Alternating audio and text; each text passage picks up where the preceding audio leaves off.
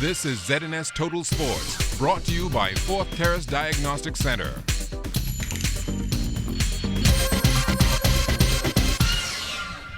Welcome to sports, everybody. The Bahamas Golf Federation's junior program will resume tomorrow, and all interested youngsters are asked to make their way out to the Blue Hills range. Summer's over. It's time to get the kids back in tune with the junior golf program so that we can start being ready to prepare our national team to be able to go abroad and compete. It runs every Saturday, and we go from about 8:30 to 10. Then there is other groups that you can join. Once you join the federation, there's Jim Duncombe, there's the 14 clubs. There's a lot of other clubs that you can join to play during the week to sharpen your skills. And then we have a thank you to Ocean Club. They allowed us on Wednesdays to be able to take, once they're course ready, we are able to take them over to Paradise Island so that we could start integrating them with etiquette and how to play on the real qualified course. The New Providence Softball Association was back on the diamond last night at the Blue Hill Sporting Complex. Our Julian Gibson was there. Benson, instead of playing softball last night, the ladies had a marathon. The game started shortly after 7 p.m. and ended shortly before 10 p.m. last night.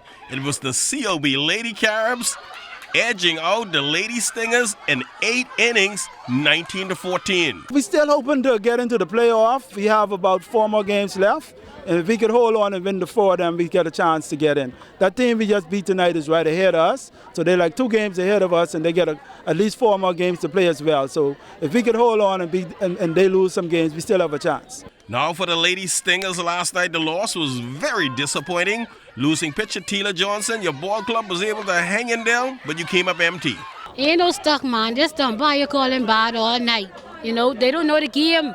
If the umpires them know the game then will go more smoothly and much better. This league, I don't know what to say about the league, but we need better umpires to call the games. What do y'all guys need to go moving forward? Just focus more on the game, bring our A game, and leave the fans alone. I think everything my teammates here that the fans says, they pick up on it. So I just think they need to leave that alone and just focus more on the game. Reporting for ZNS Total Sports, I am Julian Gibson. 1 week of play is complete in the BAISS private school softball season, and Sacs junior boys coach Javon Saunders spoke about his expectations. I feel that we're going to do pretty well this year. You know, we have a good bunch of guys out there. I anticipate us making the playoffs and making a run for the championship this year. Oh, you guys been working in preparation for the season? Oh, we've been working pretty hard every day so far since school started. Do you see the youngsters grasping what you guys are telling them, or it's a learning process? It's always a process when you're dealing with younger children. You know, you have to keep on reinforcing things as you go along, but they're starting to get it.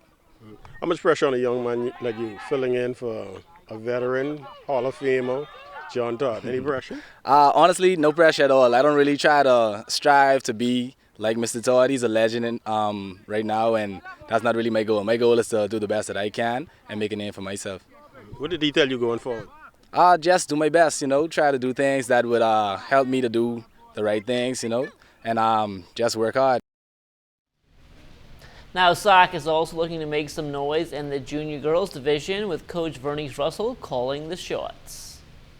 My projections for this year is basically the same as last year. Last year, the 4 of our teams won. We had a sweep beat, and because we won 4 in a row last year and the year before. So this year for the junior girls, we expect to do the same thing. Talent-wise, do you believe you have the same talent as last year or a better team? Talent-wise, a number of our girls have moved up. So we have a number of new girls coming in as well, so we're working with them. So their skills are not as honed as yet, but we're working on developing them. And from what I see, as long as they continue to work hard, we're going to reach that level where no one is going to be able to defeat us.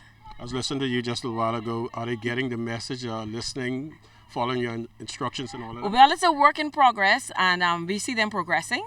So I think that they're going to heed to the information and the messages, and I think that they're going to do a wonderful job this season. I mean, I realize that we're going to have our struggles and we're going to have our shortcomings, but I think as the season goes on, there are going to be things that we're going to be able to work and get beyond and get over. And I think in the end that we will excel and we will come out to be champions. Government High used to be a powerhouse in sports up to the mid-80s and early 90s. Since then, though, there has been a steady decline, and head of the physical education department, Leroy Thompson, knows exactly where the problem lies. You have too many cooks dealing with one pot. And when you have too many cooks dealing with one pot, then the kids kind of decide who to listen to, who not to listen to. And I think that has been the problem. We had several coaches there, named coaches. And they work, some of them have programs starting at 4:30, some start at 5 o'clock, and some start at 3 o'clock. And it break up the team spirit, like I mentioned before, with the clubs and all that other stuff. But I think if we get back to having a school team, where the school team trains as a school team, I think the school will do much better in this coming year. Memorial service for the late Reverend Dr. Enoch Backford was held last night at Salem Union Baptist Church on Taylor Street. A cross-section of the local sports community made their way out, and they remembered this giant of a man who made his mark in more ways than one. We come to pay respect to another great sports leader, Olympic leader, one who has sacrificed and has given much of his time in building sports. You know, if it wasn't for Mr. Backford, we might not have been advanced as we are today in sports, with all our athletes winning gold medals and performing so well overseas. So it's because of his commitment, his early commitment, his dedication, his sacrifice, and what he put into the sports that we are here today. He served this country well. He was very instrumental in setting standards, and I'm sure we'll all miss him. He served not only locally, but internationally as well. And I think we are going to miss that great sportsman. When I first came back from college, I went to C.I. Gibson, and Enoch was the principal at C.I. Gibson. So I worked under Enoch for a few years at C.I. Gibson before he moved on to A.F. Adley.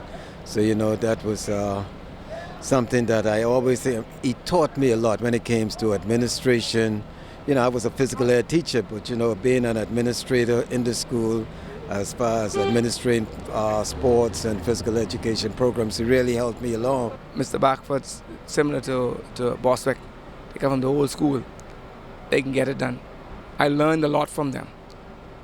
I just need to get it done well in advance, and it's something that we in the Bahamas don't do very well at. We're always the very, very last minute set of people, and those guys showed me, don't wait till the last minute. Do it well in advance, and then you're straight. Reverend Backford's funeral will take place tomorrow starting 10 a.m. at the Enoch Backford Auditorium on Carmichael Road.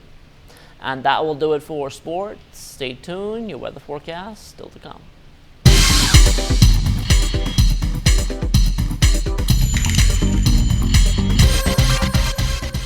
This is ZNS Total Sports, brought to you by Fourth Terrace Diagnostic Center.